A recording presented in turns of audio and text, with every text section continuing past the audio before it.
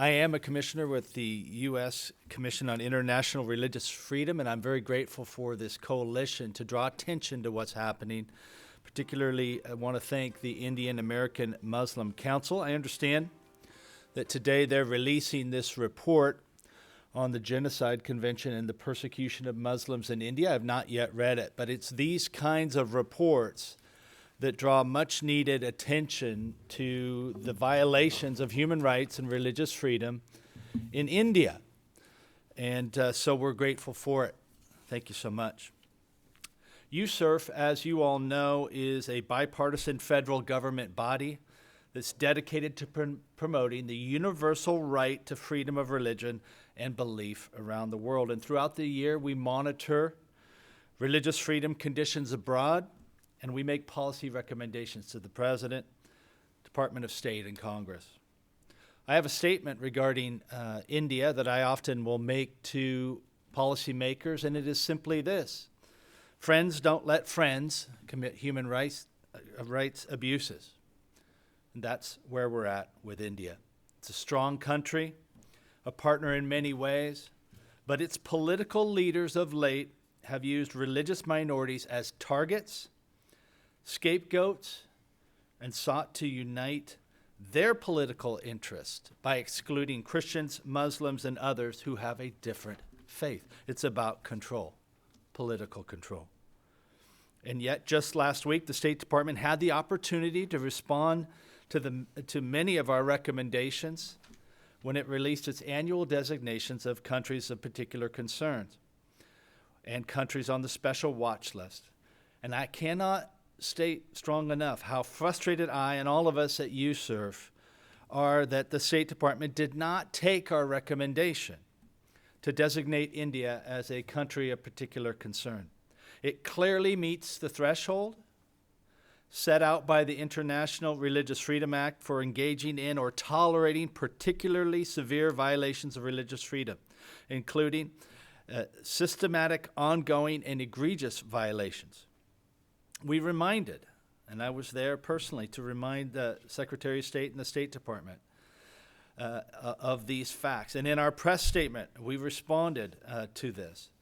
When the standards of law are clearly met, they must designate a country as a CPC. They cannot waive action on the designation. They can't just decide they don't want to do it. They must designate it, and then the legal route is to then waive it if there are some larger concerns, but that's not what they did. It's clear that the State Department's own reporting on India in their annual International Religious Freedom Report that the conditions in the country merit that it be designated as a CPC. And to emphasize this point, I'd like to share just a few examples of our reporting on India that illustrate the seriousness of these violations. In 2022, the Indian government at the national, state, and local levels continued to promote and enforce policies, including laws targeting religious conversion, interfaith relationships, and cow slaughter that negatively affect Muslims, Christians, Sikhs, Dalits, and indigenous and scheduled tribal people. The national government also continued to suppress critical voices, particularly religious minorities and those advocating on their behalf, including through surveillance, harassment, demolition of property, arbitrarily putting travel bans. Some of the folks here have been susceptible to that as well, detention under the Unlawful Activities Prevention Act, and by targeting non-governmental organizations under the Financial Contribution Regulation Act. USCIRF has noted a pattern of Indian prisons delaying and at times denying access to medical treatment to religious minority rights defenders, particularly those with pre-existing health conditions. These include Father Stan Swami, an 84-year-old Jesuit priest who died in pre-trial detention in Mumbai in July of 2021.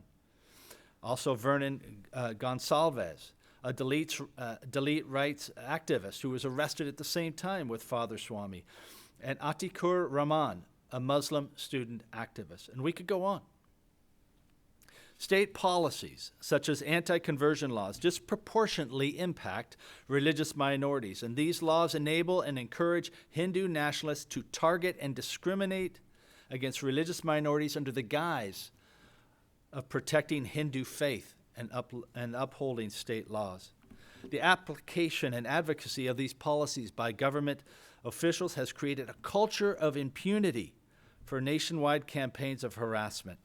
11 Indian states have legislation prohibiting religious conversion based on force, allurement, inducement, or fraud. However, some states contain such broad definitions that they can be interpreted as prohibiting any kind of conversion, whether consensual or not.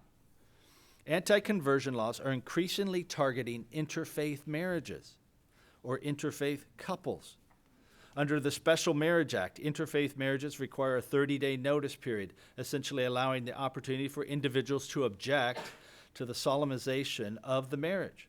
In practice, anti-conversion laws targeting interfaith marriage restrain an individual's constitutional rights to convert and curtail the right to choose one's partner. These laws carry penalties, hefty fines, and sometimes imprisonment. The pilot implementation of the proposed National Register of Citizens, or the NRC, in the state of Assam, which was mentioned earlier, continued to exacerbate fears of losing citizenship among Muslims who lack protection under the 2019 Citizens Act, which provides a pathway to citizenship for non-Muslims from Afghanistan, Bangladesh, and Pakistan in conjunction with the government's proposed NRC requiring residents to provide proof of citizenship. And they could could subject Indian Muslims and others not covered to statelessness, deportation, and prolonged detention.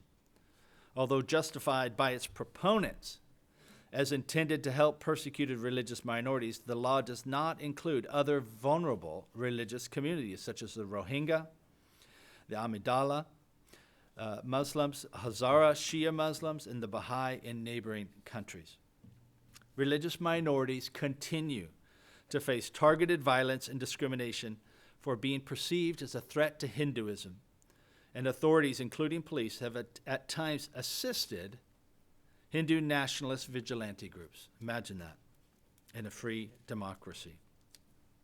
USCIRF has received credible reports that adherents of these hardline groups threaten and use violence, including sexual assault, to punish and subdue religious communities, including Dalit Christians and Muslims, who are often discriminated against for converting and for being in a lower caste.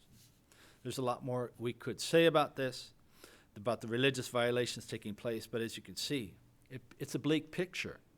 And USCIRF is going to continue to raise these issues with the State Department and make these recommendations and take them very seriously. We have to continue to pressure policymakers on this point. It's going to affect, I believe it should affect, India's standing in the international business community and political community that continues to do this. I thank you so much for having me here today. Myself and we here at USCIRF are grateful for your work on behalf of those persecuted and targeted in India. Thank you so much.